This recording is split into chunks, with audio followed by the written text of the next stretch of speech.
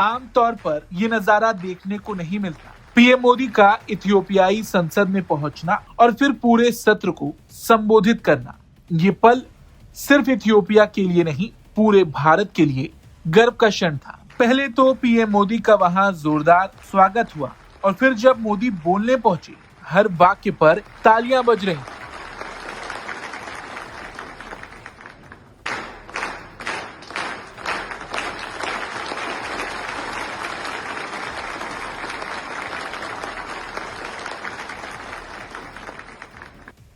प्रधानमंत्री मोदी जब इथियोपियाई संसद के संयुक्त सत्र को संबोधित करने पहुंचे तो उन्होंने शुरुआती दिल जीत लेने वाले अंदाज में की। पीएम मोदी ने कहा, आज आपके सामने खड़ा होना मेरे लिए बहुत सम्मान की बात है। शेरों की धरती इथियोपिया में आकर मुझे बहुत अच्छा लग रहा है। फिर मुस्कुराते हुए उन्होंने एक खूबसूरत जुड़ाव बताया।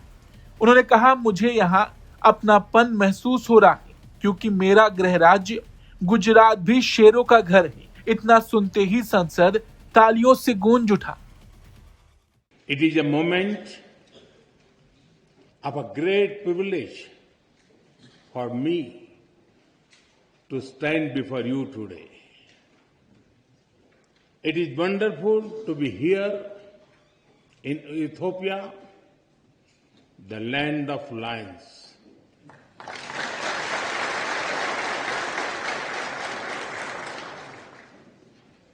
I feel very much at home because my home state Gujarat in India is also home to lions.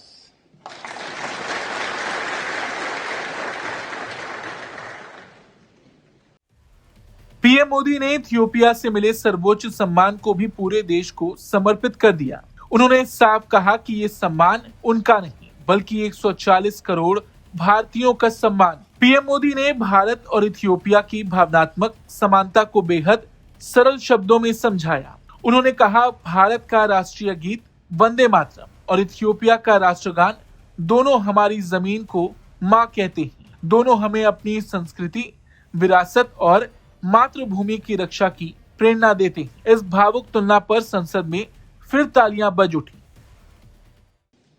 For the immense privilege. Yesterday, I was also honored to receive the Grand Honor Nishan of Ethiopia from my dear friend, Prime Minister Dr. Abiy Ahmed. I accept this award with folded hands, with humility on behalf of the people of India. Am Sagnalo.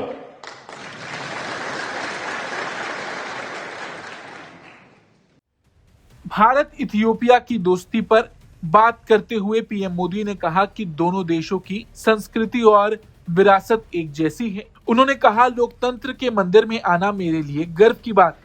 मैं यहाँ भारत के 140 करोड़ लोगों का संदेश लेकर आया हूँ।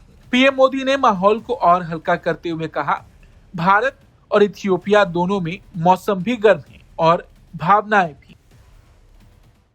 I am honored to be here in this temple of democracy, in the heart of a nation with ancient wisdom and modern aspirations. And I come to you with deep respect for your parliament, your people, and your democratic journey.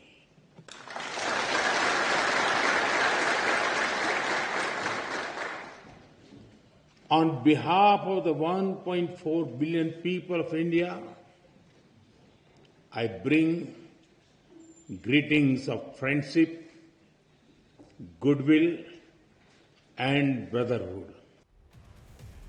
प्रधानमंत्री मोदी ने संसद की गरिमा को नमन करते हुए कहा, इस शानदार इमारत में कानून बनते हैं।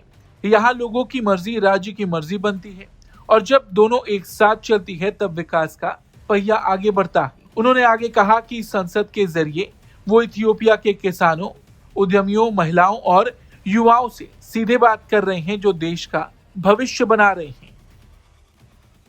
In this great building, your laws are shaped. Here, the will of the people becomes the will of the state. And when the will of the state is in harmony with the will of the people, the wheel of progress moves forward with hope and purpose.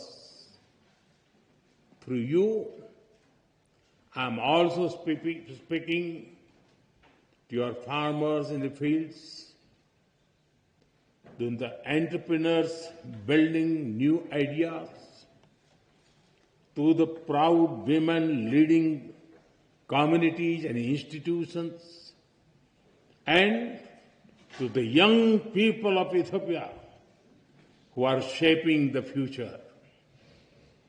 I thank you. आपको बता दें, प्रधानमंत्री Modi Ethiopia के दौरे पर हैं और उनका ये इथियोपिया का पहला दौरा है। राजधानी पहुंचने पर प्रधानमंत्री मोदी का जोरदार स्वागत हुआ।